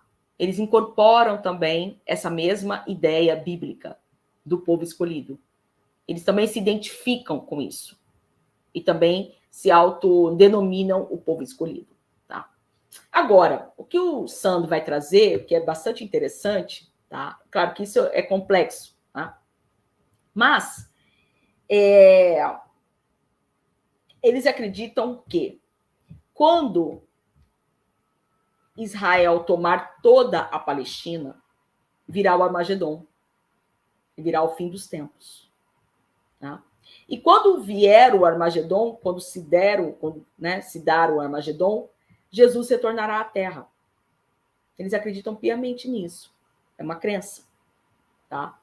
E Jesus retornando à Terra, todos nós nos tornaremos cristãos, inclusive os judeus. Então, assim, é uma concatenação dessa ideia que traz também todo esse apoio, porque eles acreditam. Então, eu não conversei com nenhuma pessoa dessa linha neopentecostal, mas imagino que muitos acreditam que todo esse caos, toda essa tragédia que está acontecendo na Palestina, alguns vão, olha, a Bíblia falou isso, né? Quando vier o Armagedon, toda a destruição, toda a guerra, e quando Israel tomar toda a Palestina, Jesus voltará à Terra.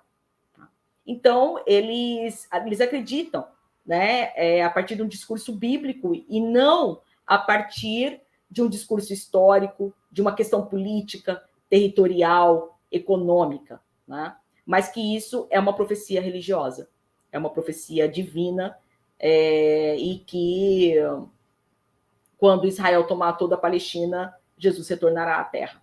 Então, por isso é uma das razões dessa confluência entre uma determinada corrente, né, do cristianismo, sobretudo dos grupos evangélicos neopentecostais, não é nem com o judaísmo, né, é com o sionismo mesmo, né? Eles apoiam e acreditam que Israel precisa ocupar toda a Palestina. É isso, em resumo. Obrigada, Jaqueline, pela pergunta. Bem complicado. Professora, tem um dado que mostra que 95% das crianças de Gaza têm depressão e ansiedade. Como psicóloga, como você vê as consequências das doenças psicológicas nas crianças a longo prazo? E aí eu já aproveito, Asha, para fazer um complemento aqui, uma anotação que eu fiz enquanto tu estava falando, né? Que nós assistimos através da internet, da televisão, tudo, das coberturas que são feitas, essa destruição física, né? Essa destruição imediata e também de traumas físicos, obviamente pessoas não apenas que morrem, mas que ficam mutiladas, né? E ao que dá a entender, quase sempre uma vez suspenso o bombardeio, né, possibilitada uma via humanitária em relação aos palestinos, vamos suspender o bombardeio, vamos suspender as agressões contra a população palestina, tudo fica bem, tudo fica certo, né? Então, o fato de suspender o bombardeio já soluciona praticamente a situação. E, no final das contas, obviamente, não apenas fica para trás toda uma estrutura de sobrevivência, de existência totalmente destruída, e para além de todos os danos físicos, materiais e no corpo dos seres humanos, não se levam, quase nunca se leva em consideração todo o trauma, né? Então, de estar exposto a uma situação de agressão extrema, de brutalidade extrema, né? Então, é uma destruição não apenas da materialidade, mas também do psicológico dessas pessoas, né? Que tudo isso acaba gerando traumas, doenças, enfermidades psicológicas, né? Em toda uma população, né? Em milhões de pessoas. Mas, enfim. Sim. Bom, a questão das consequências psíquicas, né, para a população palestina, para a população sob ocupação militar, né, também eu não tenho coisas muito boas para dizer, né, infelizmente, assim. Então, o número de doenças, né, de enfermidades psicológicas, de transtornos psicológicos, tendem a aumentar, né? Agora, o que a Maria trouxe aqui, né? 95% das crianças têm um quadro de depressão ou de ansiedade. Isso é quase óbvio, né? Isso é quase óbvio. É só a gente olhar o contexto, né? O contexto é ansiogênico, né? Você não tem tranquilidade, você não tem liberdade, né? Você vai para uma escola e você pode ser, uma criança pode ser abordada por soldados. Né?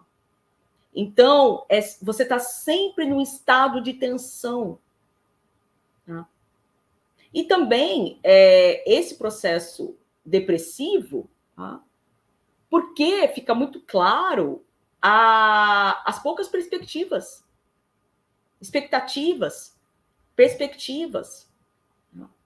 Então, Gaza, isso não é um slogan, não é só uma frase de efeito, ou era, né? Maior prisão a céu aberto. Os palestinos não podiam sair, né? Então, sair sem autorização de Israel. Então, assim, esse contexto, né, é um contexto extremamente de terror, né? Sem contar aí fobia social, transtorno de pânico, tá? E outros problemas. Tá? Índices de suicídio, tá? Porque a vida está mutilada, o futuro está mutilado. Né? É difícil enxergar. Né? E eu, como psicóloga social, né, assim, eu não sou adepta a umas terapias alternativas aí, né, de ficar fazendo as pessoas pensarem, visualizarem um mundo melhor, tá? Não dá para você fazer um trabalho no nível das ideias se ao lado está tudo destruído. Né? Eu acredito, Maria, particularmente, assim, num processo de fortalecimento dessas subjetividades. Fortalecimento, de resiliência, de resistência, tá? De força. Tá? Eu acredito. Assim, que se eu pudesse trabalhar, eu nunca trabalhei com psicologia clínica, né? Mas tem um trabalho para isso. Agora, como que é isso também no contexto da Palestina? Se nem médicos estão chegando lá, que dirá psicólogos? Entende? A gente não tem as nossas condições básicas de sobrevivência estão destruídas, né? Como o professor falou, da questão da nossa materialidade, da nossa corporeidade mesmo, do nosso corpo físico, carnal. Né? Então, como que vai chegar esse trabalho até eles? Né? Poderia também ter um trabalho, por exemplo, voluntário, né? Assim, a gente conversando com o WhatsApp, por exemplo, né? É uma possibilidade. Eu não soube, assim, né? Alguém com tradução, enfim, né? Mas nem a internet eles têm disponível mais lá. A comunicação foi interrompida. Entende? Assim, então, é uma forma de nos deixar no beco sem saída. Sabe? Então, assim, esse contexto, infelizmente, de transtornos, eu acho, Maria, que infelizmente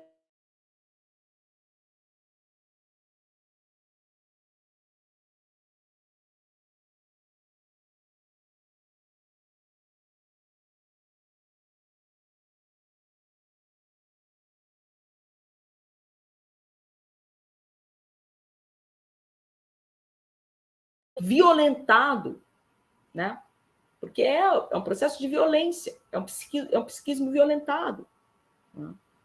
Então, eu não vejo ainda, porque, na verdade, nesse momento, a gente está tentando parar o massacre,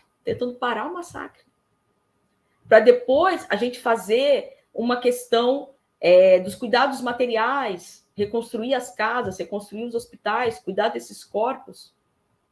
E aí, agora um pouco da pirâmide de Maslow, né, que é um psicólogo, né? Então, a pirâmide, a gente vai tentando, a base da pirâmide é o mais básico que a gente precisa suprir.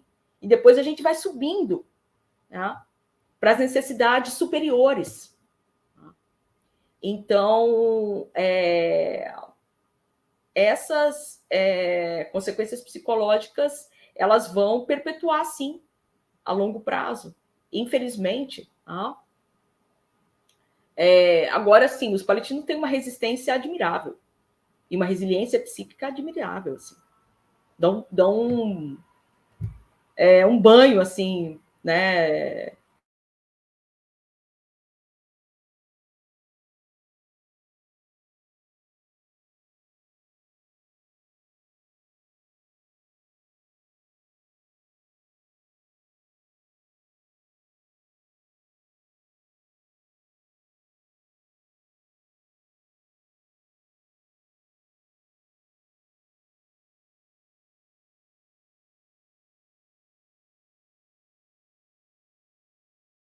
O saudável ajuda a fortalecer a saúde psíquica dos palestinos, a se manter vivos, a ter um sentido para a vida, né? Então é bem interessante isso que ela fez recentemente uma live aqui com o pessoal do Psicoimigra, tá? Com tradução e tudo, Samar Jaber, tá?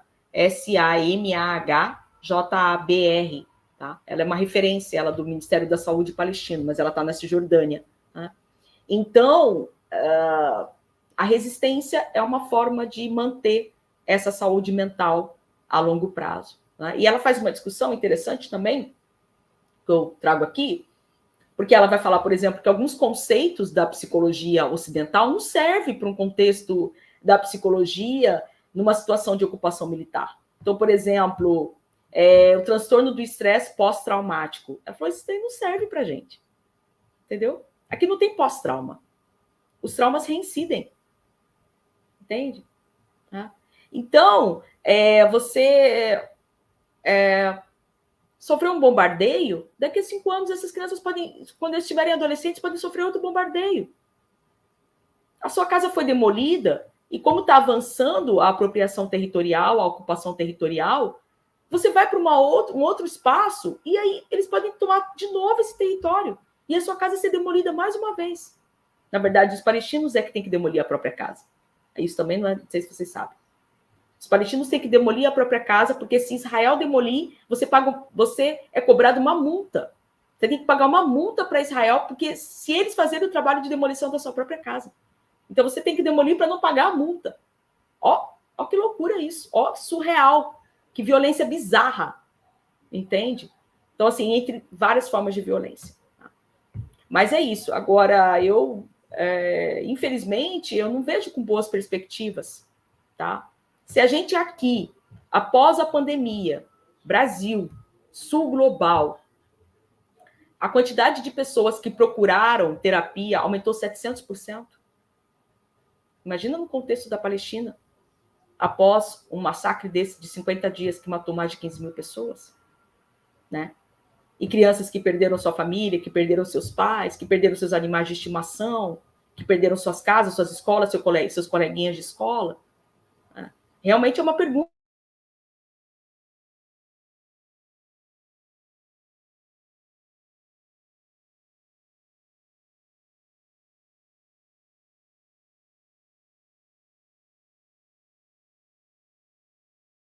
psíquica, cara. Não basta a expulsão, a privação da propriedade, a destruição da propriedade, ela tem que vir junto com uma humilhação, né? Então, tem a expulsão, o desenraizamento dessa pessoa do local onde ela vive, a destruição do local onde ela vivia anteriormente, para que não tenha o risco dessa pessoa querer retornar, e junto com isso ainda um ato de humilhação, né? Então, eu estou te mandando embora, tu não pode mais voltar, mas antes de ir embora, tu destrói onde tu vivia. Já pensou? Né? Então, é um pacote completo de agressão, né? Então, sim, de violência. Enfim, antes de passar para a próxima questão, nós temos mais uma pergunta do público que está nos assistindo, certo? O que tu acabou de colocar aí, Acha, me remeteu muito ao conceito de, eu não sei se é essa a pronúncia, mas de sumud, né? Que é esse valor cultural que os palestinos acabaram desenvolvendo, que é essa perspectiva, eu não sei dizer, já faz parte da cultura, na verdade, que é de resistência e de manutenção da identidade, esteja onde estiver. Então, esse conceito de sumud, de resistência, de preservação da memória, preservação da tradição, preservação da identidade, ela vale para aqueles ausentes presentes, aqueles que estão exilados dentro da própria Palestina, serve para aqueles que estão na diáspora no Oriente Médio, aqueles que estão aqui na América Latina, né? Exato. E vale para as gerações que vêm. Então, já não é mais uma questão totalmente relacionada à pessoa que foi expulsa, mas esse mudo ele vale para o filho, para o neto, enfim. Eu gostaria que tu falasse um pouco sobre esse conceito, por favor. O sumud, a pronúncia está correta mesmo. O sumud indica várias questões, né? Mas principalmente resistência, resiliência, força, né? Persistência.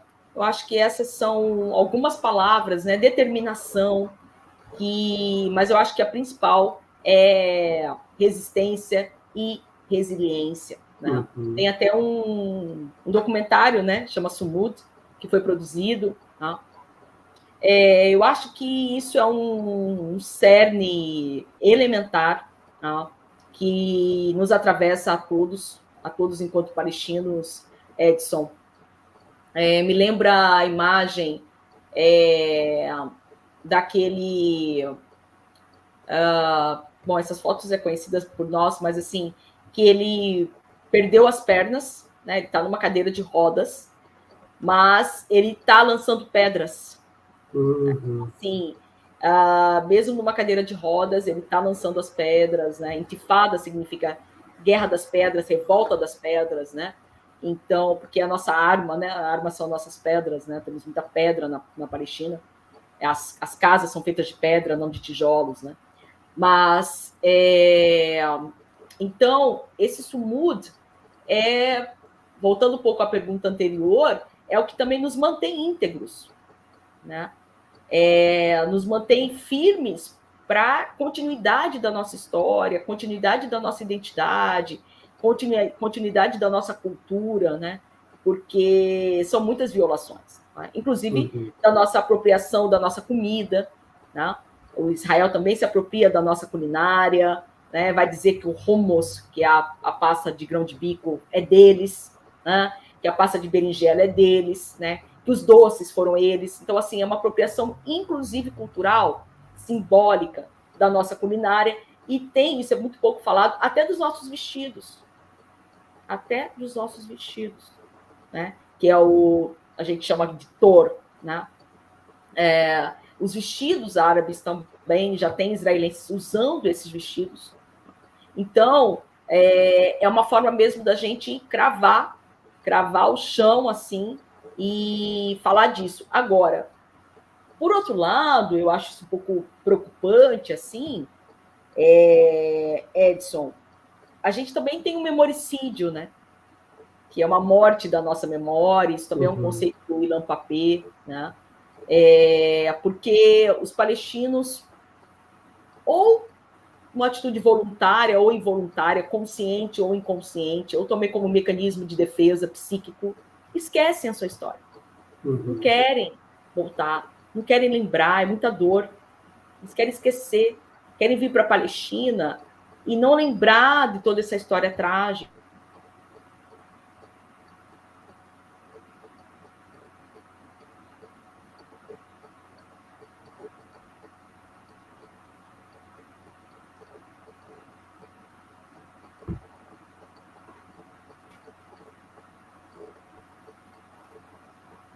Estabilidade na vida pessoal, no comércio, com as suas profissões. Também não tem um interesse. Né? Infelizmente, os militantes da causa palestina palestinos, nós somos pouquíssimos, talvez menos de 5%, que está na frente mesmo. Né? Então, a gente tem que resgatar esse sumudo, né? Tem que resgatar essa resistência e essa identificação e essa valorização da nossa identidade também, a valorização do nosso povo, né, da nossa etnia, da nossa cultura, né, porque há um desconhecimento. E se você desconhece, você não valoriza, né, como acontece aqui também com os negros, né? A nossa história também está sob escombros, né? Intencionais, propositais, né? Que faz a gente se desligar, se desvincular da nossa própria história. Eu demorei para entrar na causa palestina, né? Foi a psicologia social que me levou à causa palestina. Então, eu comecei a militância em 2017, há 6 anos atrás, eu tinha 33 anos, quando eu fui me apoderar um pouco mais, conhecer um pouco mais a minha história. Isso não era falado aqui em casa, né? Então, as questões políticas também não são debatidas, né? E aí você tem que se identificar com essa necessidade de luta. Eu não sabia que o meu povo era oprimido, né? Eu tinha uma ideia dos palestinos aqui do Brasil, que geralmente estão numa classe média, condições medianas, razoáveis de vida, de condição sociocultural. Então, a gente precisa fazer esse resgate do nosso sumudo mesmo, tá? Para continuar, dar continuidade à luta. Ela é necessária. Acho que tem mais uma pergunta, Mabê. É isso? Ayrton Dias. Professor, a título de debate, a Palestina não foi oferecida divisão de seu território e não foi aceito? No pós-Segunda Guerra, em 1948, foi criado o Estado de Israel. Compreendeu? Sim. Acho que seria isso. Não tem uma segunda parte, né, Mabel? Não. Acho que a professora congelou.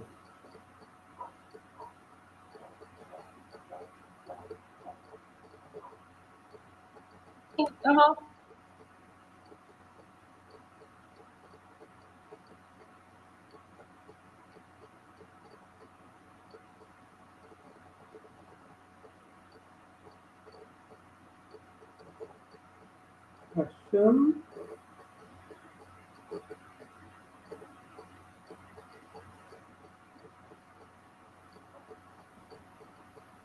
Pronto, voltou. Voltou. Ayrton.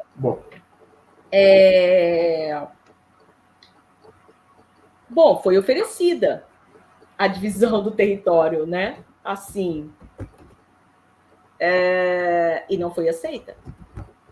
Né? Se chegar um colonizador, um povo aqui no Brasil, e vamos dividir o Brasil, a gente aceitaria? Tranquilamente? Né? Se chegar uma pessoa aqui na porta da sua casa e falar assim, saia da sua casa, que essa casa é minha a partir de agora, a gente aceitaria? Tranquilamente? A expulsão das pessoas, a matança, né? Na verdade, assim, aos próprios palestinos não foi consultado a divisão do território. Não foi consultado. Isso foi uma decisão dos imperialistas na época, né? As Nações Unidas, a ONU, Israel, Grã-Bretanha,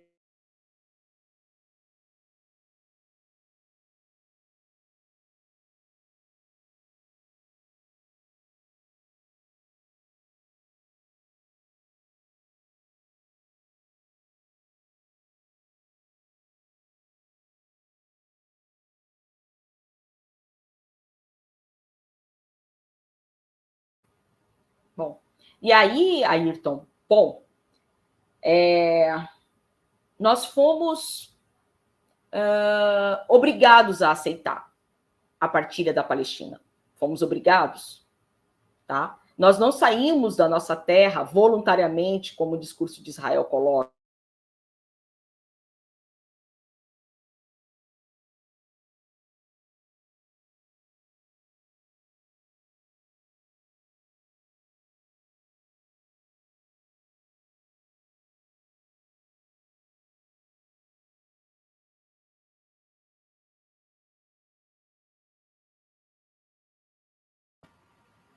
E aí, a internet não está colaborando.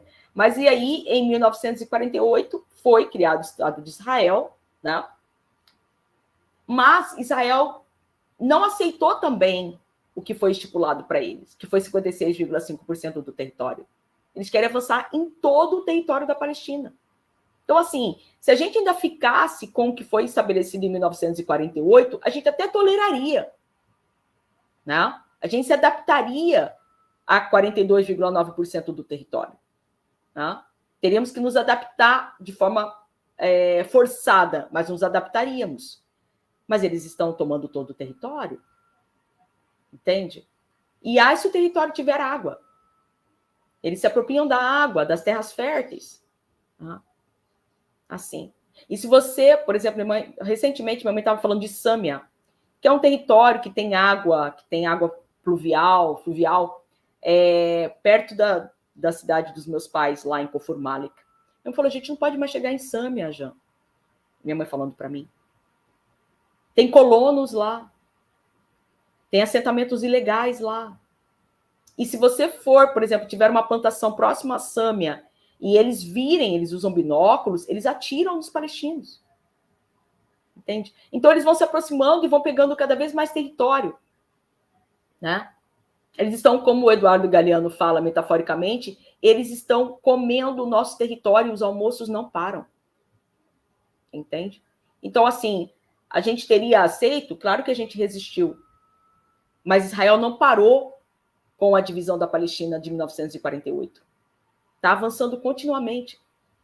Cada dia mais território é ocupado, ou pelos soldados, ou pelos colonos e seus assentamentos ilegais. E esses colonos são armados. Você não consegue reivindicar qualquer discussão com esse colono, você é morto. A gente vê vídeos chegando para a gente. Então, exatamente isso. Né? Mas, é claro, foi oferecida a divisão do território, mas a gente... mas também você não dá de mão beijada o seu território, a sua terra, né? Assim. Não é tão simples assim, né? Infelizmente. É isso. Professora, nós já estamos nos aproximando do nosso teto de duração da live, do evento. Só antes eu gostaria de fazer alguns comentários aqui, que durante a tua fala tu falou da questão da importância da educação, né? Que possivelmente uma das situações que poderia apresentar um caminho, né, para toda essa situação que a Palestina vive é a educação. Interessante que o livro que tu indicou ali, da Nuri, foi um dos livros que nós utilizamos para debate dentro do laboratório, né? Então, que bom. Debate interno dos docentes que fazem parte do laboratório, e justamente a partir dessa leitura, um dos integrantes do laboratório acabou desenvolvendo, obviamente, em forma de TCC, né? Desenvolver um TCC da representação dos palestinos e da causa palestina nos livros didáticos também. E que foi um trabalho muito interessante. Ele acabou se apoiando, na verdade, na análise de 4 livros didáticos bastante recentes. Aqui do Brasil. Aqui do Brasil, né? Exatamente, o que ficou evidente ali justamente é esse apagamento, esse esquecimento e muitas vezes uma grande distorção, né, em relação ao que é essa situação vivenciada na Palestina. Então, o laboratório ele tem justamente essa função, né? Então, ele tem, obviamente, uma função de produção de pesquisa, mas ele trabalha diretamente com discentes da graduação, justamente como uma forma de educação, de formação, para que esses professores que estão sendo formados no curso de História, quando vão para dentro da sala de aula, tenham uma perspectiva diferente em relação ao mundo árabe, em relação ao Islã, em relação a esse processo de ocupação, né, e de colonialismo na Palestina. Interessante ali que tu encerra, tu encerrou com uma poesia muito forte, mas tu utilizou, na verdade, do Galiano, um trecho da obra do Galiano e colocou que ela se mantém muito atual, né? É muito triste perceber que esse trecho da obra do Galiano ela é muito atual, ela é atemporal, porque é a situação que a Palestina vive desde sempre, né? Então, ela poderia ser lida em diferentes períodos, em diferentes datas, né? E sempre acabaria se encaixando, sempre acabaria representando, né?